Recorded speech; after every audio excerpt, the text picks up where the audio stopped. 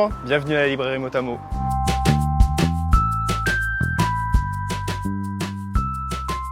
La librairie Motamo en quelques dates fondamentales. En 1996, elle a été créée. À la place, à l'époque, c'était une boucherie. Puis Sophie Cluzot a créé la librairie en 1996. Moi, quand je suis arrivé en 87, elle était déjà là, donc elle existe depuis très longtemps, cette boucherie. Elle existait depuis trop longtemps, très longtemps. Et depuis, on a essayé de conserver l'âme du quartier avec ce côté village. Quand Sophie est arrivée, elle a ouvert la librairie. Je ne sais plus, quelques années après, 2-3 ans après, je crois, l'idée a mûri et on organisait ces fameux pique-niques. Donc on invitait en fait notre clientèle, et puis du bouche à oreille, donc voilà. Et c'était pour avoir voilà, une convivialité, garder le côté village. Oui, quand même un peu nostalgique de cette époque, mais on travaille à essayer de garder toujours et encore cet esprit village. Quand j'ai repris la librairie, on était encore 3 points de vente de livres indépendants. Et aujourd'hui, effectivement, je suis le dernier, toujours en activité. Le cœur du métier de libraire, c'est d'avoir un accompagnement vraiment personnalisé. La librairie, c'est effectivement mon point de vente physique, mais il m'arrive de faire des tables de livres à l'extérieur, en partenariat, notamment avec la municipalité, par exemple. Cette année, en 2016, c'est les 20 ans de la librairie. Et la librairie, à la librairie Motamo et juste devant, on va organiser le samedi 24 septembre, de 16h à 20h, tout un tas d'animations. Il va y avoir une comédienne fontenaisienne, Valérie Altebourg, qui va venir faire des lectures pour la jeunesse, des extraits de textes pour les adultes, des jeux. Voilà, plein de petites choses qui vont animer la librairie de 16h à 20h pour les 20 ans, le samedi 24 septembre.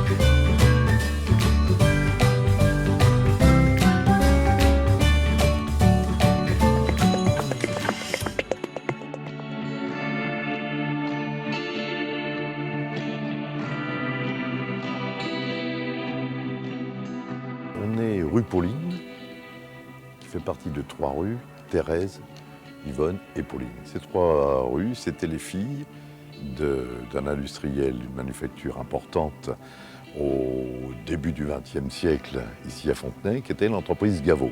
Dans la lignée de cette zone, un immeuble s'est construit dans les années 30, complètement art déco.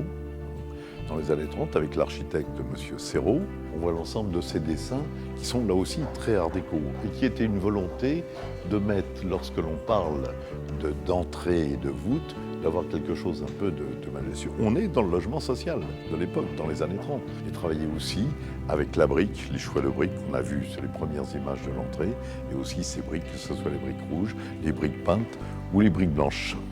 Chaque bâtiment était travaillé au niveau des ferronneries, notamment au niveau des garde-corps, qui sont des ouvrages, là aussi, soit des motifs, qu'on peut le voir, des motifs qui sont arrondis, harmonieux, ou des éléments complètement droits, et qui étaient la marque, en gros, de reconnaissance de l'immeuble, et le dessin de l'architecte. Ici, nous sommes devant une entreprise de la fin du 19e siècle.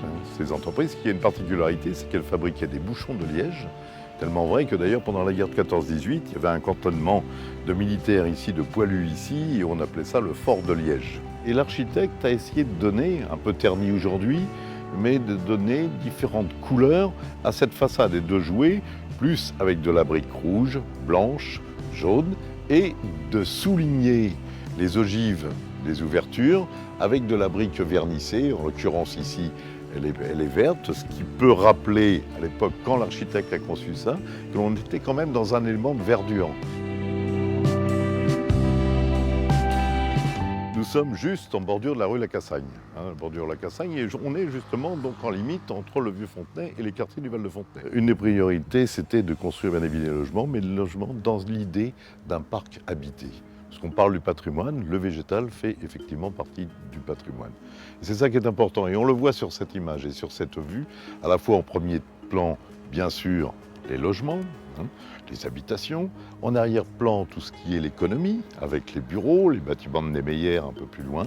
Et ce qui domine, et ce qui donne d'ailleurs l'impression, et ce qui est vrai aussi, c'est toute la partie des végétaux qui ont poussé au fil des temps, depuis la création de cette ZUP dans les années 60, qui se sont développés. Le patrimoine n'appartient à personne, il est emprunté quelque part aux générations futures. On n'est que des locataires du patrimoine, qu'il soit végétal, qu'il soit bâti, qu'il soit culturel, qu'il soit urbain.